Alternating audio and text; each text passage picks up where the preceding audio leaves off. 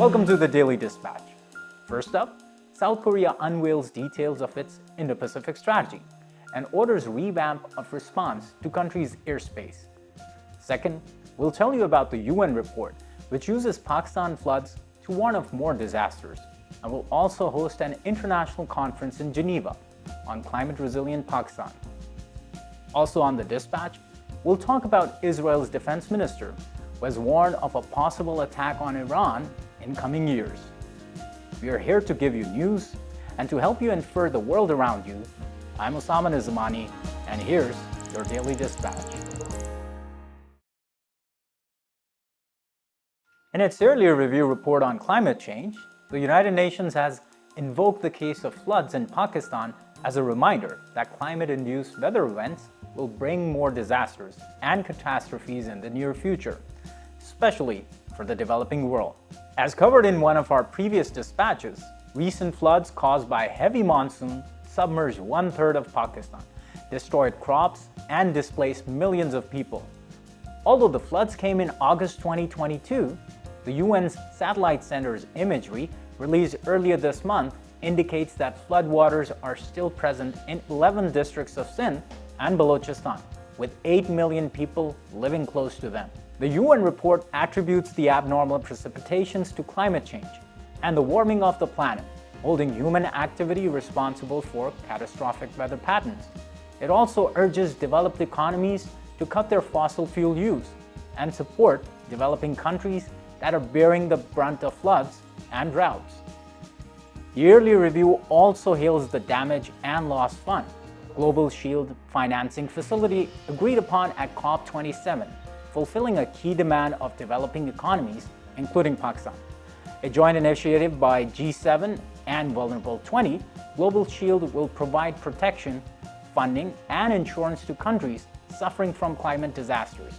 Germany has committed 174 million euros, while other donors, including Denmark and Ireland, will contribute 40 million euros to the facility. President Biden also announced during his address to COP27 that the US would support this initiative. In a few months, it will be deployed in climate-induced, disaster-affected countries, including Pakistan. As the UN plans to host an international conference on climate-resilient Pakistan in Geneva on January 9, it will be the first test of the effectiveness of the Global Shield financing facility. On to our next headline. In a new development, Israel's outgoing defense minister, Benny Gantz, has said that Israel has significantly increased its preparedness in recent years and could possibly launch an attack on nuclear sites in Iran in 2 or 3 years. He recently made these remarks at an Air Force graduation ceremony. Israel has accused Iran of developing nuclear weapons and supporting militant organizations like Hamas in Gaza and Hezbollah in Lebanon that threaten Israeli security, and has warned Tehran of carrying out unilateral strikes to dismantle its nuclear installations. It has also carried out airstrikes against alleged Iranian bases and militias in Syria. Israel has also destroyed the Iraqi research reactor Osirak in an air raid in 1981. Tehran rejects these claims and says its nuclear program is for peaceful purposes. Iran has also accused Israel of carrying out the assassination of Iranian nuclear scientists and has said that had Israel and the Gulf states been concerned about nuclear proliferation in the Middle East, they would have supported the JCPOA. Iran claims their aim is to undermine Iranian security and continue to weaken it economically by having the sanctions intact. Although the threats by Israeli leaders to Iran are not new, they hold greater significance as Israel establishes diplomatic relations and normalizes trade and economic ties with some Gulf states that share Israeli security concerns regarding growing Iranian influence in the region and have opposed the Joint Comprehensive Plan of Action. With the coming into power of a right-wing and hawkish government led by Benjamin Netanyahu, the intensity of such threats is expected to increase, along with settlement policies in the occupied territories of East Jerusalem and West Bank, further eroding any prospect of a two-state solution of Israel-Palestine conflict. Meanwhile, the revival of the Iran nuclear deal still hangs in balance. Let's take you to the geopolitical developments in the Eastern Theater now. In a first comprehensive regional strategy, South Korea has unveiled the details of its Indo-Pacific policy, with a focus on freedom, peace and prosperity, and trust and cooperation.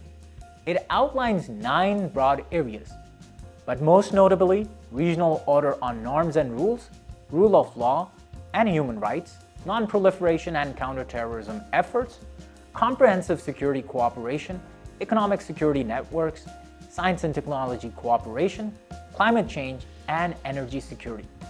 The strategy hints towards the country's aim to broaden its regional influence. When Seoul first unveiled its Indo-Pacific strategy, many analysts suggested that South Korea, an ally of the US, has laid out this strategy in line with the US Indo-Pacific strategy, released in 2019 during the Trump administration. Many US allies followed suit and established their own Indo-Pacific strategies that aim to contain China's rising power. Initially, South Korea steered clear of the term Indo-Pacific as a geographical concept. However, now that the details of its Indo-Pacific policy have been made public, the South Korean presidential office was quick to deny that the policy was aimed at excluding or containing a particular state. The report also highlights China as a key partner for achieving prosperity and peace in the Indo-Pacific region, and that they would nurture a sounder and more mature relationship on the basis of mutual respect and reciprocity. The details of the Indo-Pacific strategy come as the US strengthens its alliance systems in the region through Quad and AUKUS, and the global power competition increases between Washington and Beijing, along with trade war and the escalation of rivalry on the technological front, especially in the semiconductors. Unlike the Indo-Pacific strategies of other US allies, South Korea does not single out China as a strategic rival, maintaining strategic ambiguity and signaling its strategic vision to balance the economic and political ties with both the US and China, and the need for regional cooperation on issues of shared threats and interests like climate change, greater economic and technological cooperation, and rule-based regional order. While commenting on this strategy, China's Foreign Minister Wang Wenbin said, "It is hoped that South Korea will work with China to promote the healthy and stable development of relations and jointly make positive contributions to promote regional peace, stability, development, and prosperity." Many Chinese analysts believe it is in South Korea's interest to balance relations between the United States and China to safeguard its national security. While South Korea in its Indo-Pacific strategy seeks to develop cooperation on common issues with China, its biggest challenge is the threat from North Korea. Recently, 5 North Korean drones flew into South Korean territory and remained there for a few hours, raising a question about the South Korean military's handling of the violation of airspace, which failed to shoot down a single drone, despite the fighter jets scrambling to tackle the situation. South Korean President Yoon Suk-yeol ordered a revamp of the military's lax response.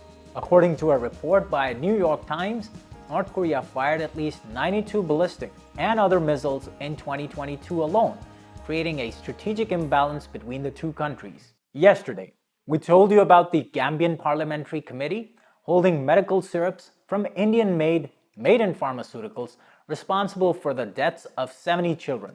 In the follow-up to this development, Uzbek Health Ministry said 18 out of 21 children died after consuming the DOC1 Max syrup while suffering from an acute respiratory disease. The medicinal syrup is made by an Indian-based manufacturer, Marion Biotech. One of the batches imported in the country contained a toxic substance, ethylene glycol. The recent developments are likely to shake consumer and market confidence internationally, which largely relies on medicinal imports from India, which exports over 20% of global supply. The fear may exacerbate existing concerns regarding quality control and regulation of drug manufacturers in India. In our next dispatch, we'll tell you about some measures being thought of by Australia to rectify past mistakes. The Labour Party is planning to hold a referendum under the government of Prime Minister Anthony Albanese in Australia next year. If held, it will decide if the constitution adopted in 1901 will be modified to institutionalize the voice of the country's Indigenous population, which has historically been excluded from parliamentary process. If the result of the referendum comes in favor, it will make Australia the first country to rectify the marginalization of the Indigenous community and will give them a greater voice in national policy making, since they're the most vulnerable community that is more prone to poor health and poverty. Approximately 900,000 of Australia's 26 million population are Indigenous Aborigines who settled in the country 65,000 years ago. They faced oppression at the hands of the British colonizers from the 18th century onwards and were only allowed to vote in the 1960s. The discrimination still continues, and many far-right and conservative actors in Australia are not in favor of this referendum, with the Nationals Party having already announced to campaign against it. Despite colonization having ended, racism remains prevalent in the country, with 52% of Indigenous Australians having experienced incidents of racial prejudice in 2020, which increased by 10% from 2018. And lastly, Pakistani blockbuster movie The Legend of Maula Jatt, starring superstars Fawad Khan and Mahira Khan, was set to release on 30th December in India, which now has been postponed indefinitely. The Pakistani film would be the first movie to screen after a hiatus of 11 years. The highest grossing movie has bagged nearly $10 million, including $4.5 million at home. The movie is an adaptation of the 1979 classic cult, Maula Jatt. It illustrates the classical feud between Maula Jatt, Fawad Khan, his nemesis Noori Nath, Hamzali Abbasi, and Maula Jatt's romantic interest with Mukko, played by Mahira Khan.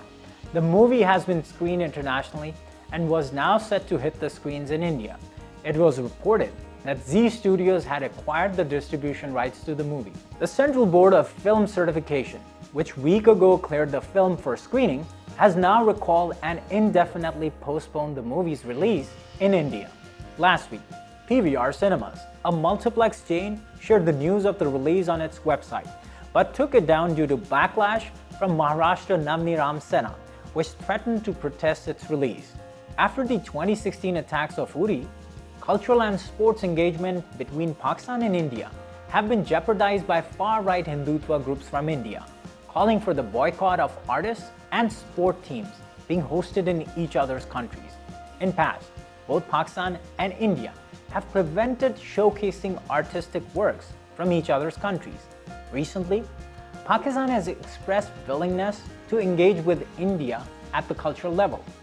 The ongoing antagonistic attitude of authorities suggests that government in India will prevent artists from working on collaborative projects on each other's territories and from screening their products. Resorts to these measures have come at an opportunity cost for artists from both countries that have often shown interest in each other's creative work. That's all, folks. We'd be happy to receive your feedback and suggestions. We'll be back tomorrow with more bite-sized news that keeps you up to date with what's going on in the country, the region, and the globe. I'm Osama Nizamani, and this was your Daily Dispatch.